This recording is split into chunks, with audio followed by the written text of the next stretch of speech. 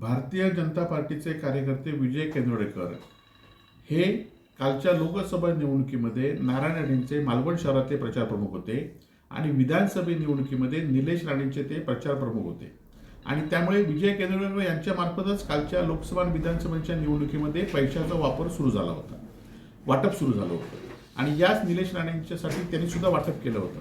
आणि त्यामुळे त्यांना माहिती होतं की भारतीय जनता पार्टीचे पैसे कोणाकडे येणार आहेत.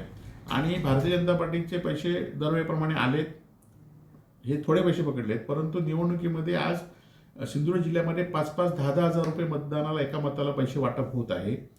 यात शिंदे सेना सुद्धा कमी नाही आहे, ते त्याच्यापेक्षा जास्त करत आहेत.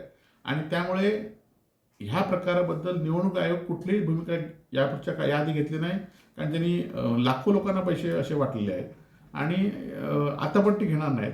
आणि त्यामुळे मतदारांनी हे घेतलं पाहिजे की हे पैसे वाटतात ते कशातनं वाटतायत आणि ह्या पैसे वाटल्यानंतर सुद्धा मतदारांनी योग्य भूमिका घेतली तरच ही लोकशाही टिकून राहील, चांगले कार्यकर्ते निवडून येतील, चांगला शहराचा विकास होईल.